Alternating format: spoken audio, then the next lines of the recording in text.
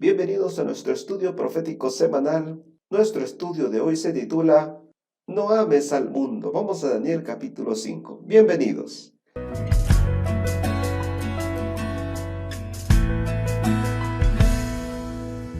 Muy bienvenidos a nuestro estudio semanal.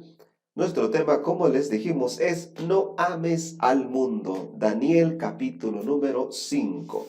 Muy bien, aquí tenemos nuestra línea de tiempo. Estos son los 70 años que Daniel estuvo ahí en Babilonia. El capítulo 5 nos lleva al final de los 70 años en el cual fue escrito este capítulo. Ampliando esta sección, podemos ver que el capítulo 7 de Daniel fue escrito acá en el primer año de Belsasar, el segundo acá en el año 551. Y el capítulo 5 fue escrito después, en el 539, cuando se dio la caída del reino de Babilonia. Veamos ahora algunos datos interesantes de los reyes que sucedieron a Nabucodonosor. Por ejemplo, Nabopolassar y su esposa Shoadaka fue el padre de Nabucodonosor. Él muere en el año 605 a.C. a la edad de 53 años. Nabucodonosor entonces toma el trono por ser el hijo heredero y estuvo reinando en ese trono durante 43 años hasta su muerte en el año 562 a.C. Nabucodonosor muere a los 68 años de edad y tuvo 3 hijos con su esposa Amitis. Sus hijos fueron Evil-Merodach, Eana Etzarosur y Nitroquis, quien se casó con Neriglisar. Cuando Nabucodonosor murió, Evil-Merodach tomó el trono por ser el primogénito y estar en la primera línea como heredero. Pero Evil-Merodach solo reinó 2 años porque fue asesinado por su cuñado a sus 50 años de edad. Fue entonces que Neriglisur, esposo de Nitroquis, toma el trono. Él tuvo con Nitroquis 2 hijos, Labashi-Marduk y Belsasar. No sabemos si Neriglisar asesina a Evil-Merodach con el consentimiento de su esposa Nitroquis. Lo que sí sabemos es que por este acontecimiento Nitroquis llegó a ser la madre reina en Babilonia. Pero el trono no le duró mucho a Neriglisar, ya que a los 4 años de haber tomado posesión muere y entonces Labashi-Marduk toma el trono por ser el primogénito, pero solo lo disfrutó por 3 meses ya que Nabonido lo asesina, se casa con Nitroquis y adopta a Belsasar como su hijo y lo pone como corregente en el trono. Esto hasta la llegada de Darío el Medo en el año 539. Bueno, aquí podemos ver un poco de lo que es el bosquejo del libro y del capítulo. El capítulo 5 es parte siempre de la parte histórica del libro de Daniel y tiene el siguiente bosquejo. Bueno, tenemos el del verso 1 al 4, el banquete de Belsasar. Del verso 5 al 9 tenemos la escritura en la pared. Del verso 10 al 12 tenemos la entrada de la reina madre. Del verso 13 al 29 tenemos el momento en que Daniel interpreta la escritura y del verso 30 al 31 la muerte de Belsasar. Leamos Daniel capítulo 5, verso 1 al 4. El rey Belsasar hizo un gran banquete a 1000 de sus príncipes y en presencia de ellos bebía vino. Belsasar, con el gusto del vino, mandó que trajeran los vasos de oro y de plata que Nabucodonosor su padre había traído del templo de Jerusalén, para que bebieran en ellos el rey y sus grandes, sus mujeres y sus concubinas. Entonces trajeron los vasos de oro que habían traído del templo de la casa de Dios que estaba en Jerusalén, y bebieron en ellos el rey y sus príncipes, sus mujeres y sus concubinas. Bebieron vino y alabaron a los dioses de oro y plata, de bronce, de hierro, de madera y de piedra. ¿Qué es lo que vemos acá? vemos al rey que blasfema contra Dios. Blasfema y además se burla trayendo las copas sagradas en las cuales se llevaba la sangre del sacrificio al lugar santo para profanarlas con bebidas fermentadas. El rey se siente muy confiado por lo que tiene. Cree que esos placeres y deleites serán para siempre. Nabucodonosor ya había muerto hace 23 años. Nabonido era el actual rey de Babilonia, pero se encontraba lejos, restaurando el antiguo culto que Nabucodonosor había olvidado. Entonces el nieto de Nabucodonosor, Belsasar, que tenía unos 26 años de edad, mostraba arrogancia, desafío, confianza extrema y orgullo. ¿Por qué confianza extrema? Porque en ese momento los ejércitos medo-persa estaban rodeando la ciudad y él, en lugar de estar prevenido por un posible ataque, se dedica a hacer una fiesta, una orgía, una borrachera.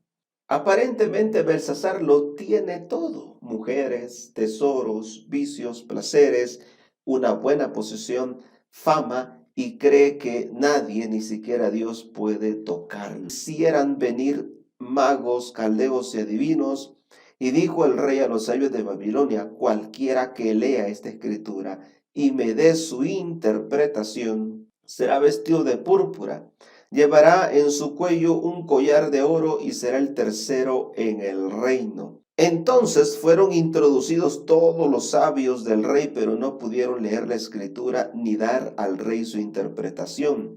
Entonces el rey Belsasar se turbó sobremanera y palideció, y sus príncipes estaban perplejos. Bueno, esa mano sagrada que escribe en la pared hizo enmudecer a aquellas multitudes. Ahora vean lo que dice esta parte. ¿Qué es lo que sucede? Aquí vemos la entrada de la reina madre. El verso 10 dice: la reina, por las palabras del rey y de sus príncipes, entró a la sala del banquete y dijo: Rey, vive para siempre. No te turbe tus pensamientos ni palidezca tu rostro. En tu reino hay un hombre en el que mora el espíritu de los dioses santos, y en los días de tu padre se halló en él luz, inteligencia y sabiduría, como la sabiduría de los dioses.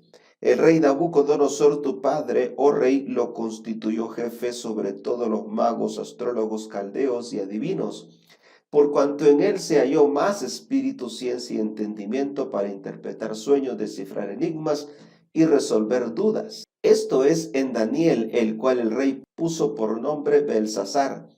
Llámese pues ahora a Daniel y él te dará la interpretación. Se cree que quien entró en la escena no es la esposa de Belsasar, sino su madre, identificada por el historiador Herodoto como la famosa Nitocris. Era de las pocas personas que podían entrar en la corte real sin pedir permiso o sin ser invitada. Ella lo reprende y le recuerda lo que él quiso olvidar: la conversión de su abuelo, el poder del Dios de los hebreos y su pecado al ofenderlo. Sigamos leyendo el relato. Verso 13 en adelante dice: entonces trajeron a Daniel ante el rey, y dijo el rey a Daniel: ¿eres tú aquel Daniel de los hijos de la cautividad de Judá que mi padre trajo de Judea? Yo he oído de ti que el espíritu de los dioses santos está en ti, y que en ti se halló luz, entendimiento y mayor sabiduría. Y ahora trajeron ante mí sabios y astrólogos para que leyeran esta escritura y me pudieran dar su interpretación, pero no han podido interpretar el asunto. Yo pues he oído de ti que puedes interpretar y resolver dificultades. Si ahora puedes leer esta escritura y darme su interpretación, serás vestido de púrpura. Llevarás en tu cuello un collar de oro y serás el tercero en el reino. Belsasar, como podemos ver en el relato, no lo llama por su nombre babilónico, sino por su nombre hebreo. Y finge como un hipócrita no conocer a Daniel. Belsasar le recuerda de manera ofensiva de dónde venía Daniel, de los cautivos, e intenta sobornar a Daniel. Todas estas son evidencias de un corazón que no está convertido. Sigue diciendo el relato. Entonces Daniel respondió y dijo al rey: tus dones sean para ti, da tu recompensa a otros. Leeré la escritura al rey y le daré la interpretación. El Dios Altísimo, oh rey, dio a Nabucodonosor tu padre el reino, la grandeza, la gloria y la majestad. Y por la grandeza que le dio, todos los pueblos, naciones y lenguas temblaban y temían delante de él. A quien le placía mataba y a quien le placía daba vida. Engrandecía a quien le placía y a quien le placía humillaba. Pero cuando su corazón se ensoberbeció y su espíritu se endureció en su orgullo, fue depuesto del trono de su reino y despojado de su gloria. Fue echado de entre los hijos de los hombres. Su mente se hizo semejante a la de las bestias y con los asnos monteses fue su habitación. Le hicieron comer hierba como el buey y su cuerpo se empapó como el rocío del cielo, hasta que reconoció que el Altísimo Dios tiene dominio sobre el reino de los hombres y que pone sobre él a quien le place. Pero tú, su hijo Belsasar, no has humillado tu corazón sabiendo todo esto, sino que contra el Señor del cielo te has ensoberbecido. Hiciste traer ante ti los vasos de su casa, y tú y tus grandes, tus mujeres y tus concubinas bebistes vino en ellos. Además distes alabanza a dioses de plata y de oro, de bronce, de hierro, de madera y de piedra, que ni oyen, ni ven, ni saben. Pero nunca honraste al Dios en cuya mano está la vida y de quien son todos tus caminos. Como podemos ver, hermanos, Daniel da una respuesta dura al orgulloso rey y no le hace un llamado. Daniel le recuerda al rey lo que le pasó a su abuelo por el orgullo que tenía. Daniel no hace un llamado, no hace una apelación al rey para que se arrepienta. Daniel le revela el mensaje de condenación, pues la gracia se cerró para el rey y para su reino. Vean lo que sigue diciendo el mensaje. Por esto, de su presencia envió él la mano que trazó esta escritura, y la escritura que trazó es Mene, Mene, Tekel, Uparsin. Esta es la interpretación del asunto. Mene, contó Dios tu reino y le ha puesto fin. Tekel, pesado ha sido en balanza y hallado falto. Pérez, tu reino ha sido roto y dado a los medos y los persas. Entonces Belsasar mandó vestir a Daniel de púrpura, poner en su cuello un collar de oro y proclamar que él era el tercer señor del reino. ¿Qué significa este mensaje, esta advertencia que Dios le da al rey de Babilonia? Cuando Dios dice contó el reino de Babilonia, ¿qué habría contado? Bueno, Dios contó las veces que fueron llamados al arrepentimiento, los pecados acumulados, las injusticias realizadas, las borracheras e idolatrías. ¿Qué habría contado Dios? Las veces que la providencia llamó a esa nación al arrepentimiento con el testimonio de Daniel y sus amigos. Por ejemplo, cuando salieron más inteligentes que los demás que estaban estudiando con ellos, o cuando Daniel interpretó el sueño de la estatua, o cuando Nabucodonosor se rebeló ante la voluntad divina, haciendo toda la estatua de oro y pidiendo impositivamente que fuera adorada. Entonces los tres hebreos no adoraron la estatua y fueron librados del horno de fuego. Pregunto, ¿fue Belsasar testigo de todo esto? ¿Le fueron contadas todas estas historias? ¿Sí o no? Claro que sí. Entonces no hay excusa para su pecado. La gracia había terminado y el reino de Babilonia también. Cuando el mensaje dice, pesado ha sido en balanza, en pocas palabras está diciendo, hoy fuiste juzgado. La gracia había terminado, los llamados e invitaciones también. El mismo Daniel ya no exhortó al rey, pues sabía que la gracia había terminado para él. Belsasar es uno de los pocos ejemplos bíblicos en los cuales una persona fue juzgada en vida antes de morir. ¿Qué fue pesado de Belsasar? ¿Qué fue hallado falto en Belsasar? Belsasar fue hallado falto de valor moral, fue hallado falto de arrepentimiento, fue hallado falto de reconocimiento del verdadero Dios y fue hallado falto de humildad. Belsasar fue juzgado en vida. Vean lo que dice esta cita en relación a lo que le pasó a Belsasar. Muchos desperdician sus últimas preciosas horas de su tiempo de gracia en escenas de algazarra, banqueteo y diversiones. Sus últimas horas preciosas están pasando mientras sus mentes están nubladas por el tabaco y las bebidas alcohólicas. No son pocos los que pasan directamente de los antros de la infamia al sueño de la muerte. Cierran el registro de su vida en compañía del vicio y la disipación.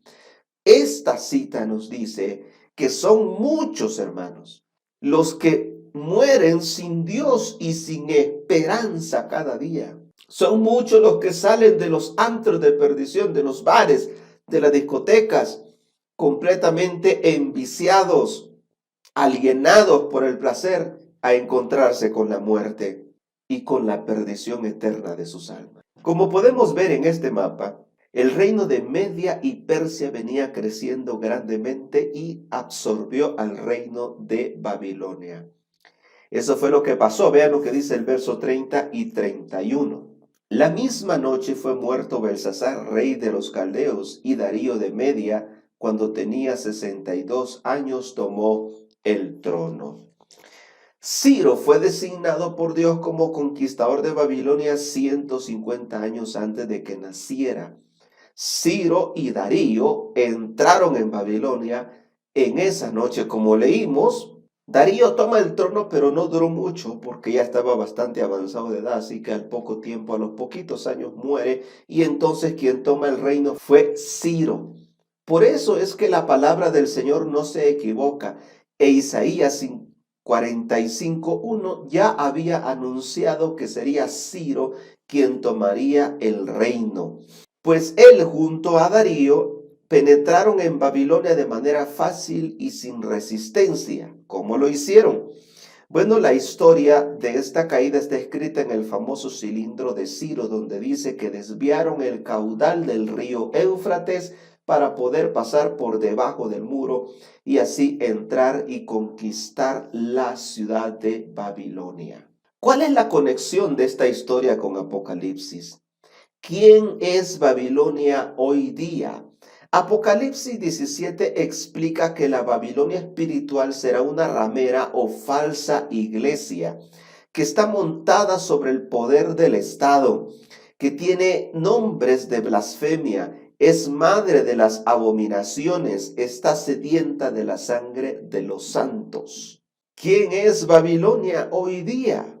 Apocalipsis es la historia de dos ciudades, Babilonia y Jerusalén, de dos líderes, Jesús y Satanás, de dos mujeres, la mencionada en Apocalipsis 12 pura y esta de Apocalipsis 17 que sería una ramera. Es la historia de dos iglesias, una falsa y una verdadera. Este dato es muy interesante. Así como los medopersas desviaron el curso del río para hacer que el caudal de este baje y así poder pasar por debajo del muro, asimismo el río profético de la Babilonia espiritual se secará.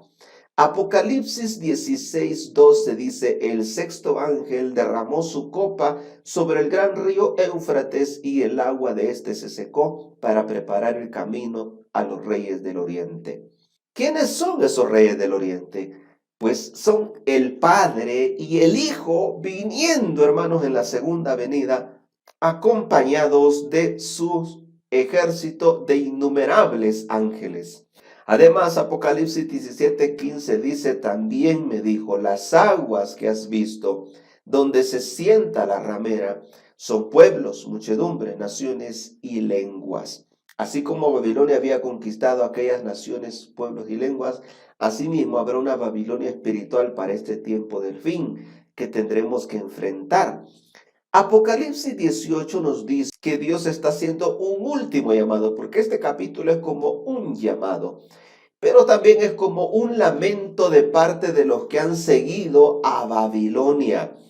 Y Apocalipsis 18 lo dice, todos caerán. El evolucionismo y el ateísmo van a caer. El espiritismo y paganismo caerán. El catolicismo romano caerá. El protestantismo apóstata caerá. Todos caerán e irán a perdición. Por esa razón hay un llamado en el verso 4 que dice, salid de ella, pueblo mío, para que no seáis participantes de sus pecados, ni recibáis de sus plagas. El Señor hace ese solemne llamado, hermanos y amigos. Apocalipsis 18, verso 1 al 3. Nos dice que viene otro ángel que ilumina la tierra con su gloria. Este es el fuerte pregón y el derramamiento del Espíritu Santo en la lluvia tardía. Es la finalización de la obra de Dios, la cual terminará con la intervención de Dios. Dios intervendrá y entonces el Evangelio será proclamado a todo el mundo de una manera milagrosa. Este es el famoso cuarto ángel. Apocalipsis 14 habla de 3 ángeles evangélicos, pero Apocalipsis 18 habla de que hay uno más. Además, este texto nos dice que Babilonia está llena de demonios, espíritus inmundos y aves inmundas. Todas estas metáforas mencionadas representan al espiritismo y a los demonios que controlan estas creencias. Además, habla de los mercaderes, que son los que ayudaron a vender las ideas de Babilonia al mundo. ¿Saben que este texto nos hace recordar el fuerte pregón en el tiempo de Noé? Noé dio la última advertencia al mundo y esta vino acompañada con manifestaciones sobrenaturales como ver a los animales ir de 2 en 2 al arca, como ver que la puerta del arca se cerró sola. De la misma manera, la proclamación del último mensaje del pueblo de Dios a este mundo irá acompañada de un derramamiento del Espíritu Santo que será el más extraordinario de la historia. Se realizarán grandes señales y prodigios verdaderos y numerosas conversiones. Además, este fuerte pregón nos hace recordar el pregón, el mensaje, el llamado que Moisés llevó a Egipto antes que cayeran las 10 plagas. Cuando Moisés y Aarón llegaron a Egipto, hicieron algunos milagros que fueron imitados también por los magos. O sea, los magos y hechiceros produjeron milagros también para mantener engañado al faraón y al pueblo.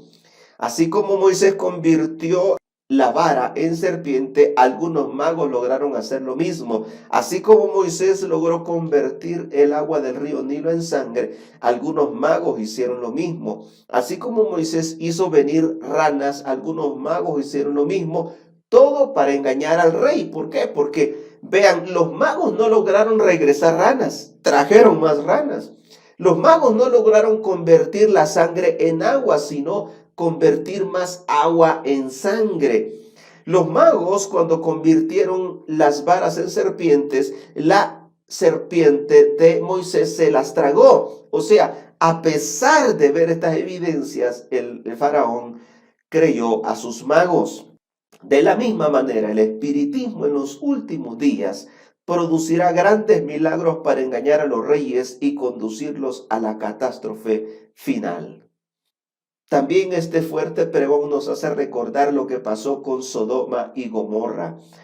Pues la referencia a destrucción con fuego uno la ve en el mensaje de la caída de Babilonia. Apocalipsis 18, verso 8 dice, por lo cual en un solo día vendrán sus plagas, muerte, llanto y hambre, y será quemada con fuego, porque poderoso es Dios el Señor que la juzga. Esta referencia entonces nos hace recordar a lo que sucedió en Sodoma y Gomorra. Recordemos la historia de Lot, hermanos, lo que pasó con Lot y sobre todo con su esposa. Su esposa se regresó por las posesiones materiales y quedó convertida en una estatua de sal. Por eso Lucas 17:32 hace un llamado. Acuérdense de lo que le pasó a la mujer de Lot. La caída de la ciudad de Babilonia en una sola noche nos hace entender lo que vendrá a la Babilonia espiritual. Dios tuvo ahí a Daniel y a sus compañeros testificando por muchos años, pero la ciudad no se arrepintió. La gente ignoró las señales de los tiempos y fueron atrapados sin preparación. Para los que rechazaron este mensaje, este llamado, significó el fin. Bien dice Apocalipsis 18, 4 y 5 lo siguiente. Y oí otra voz del cielo que decía: salid de ella, pueblo mío, para que no seáis participantes de sus pecados ni recibáis parte de sus plagas, porque sus pecados han llegado hasta el cielo y Dios se ha acordado de sus maldades.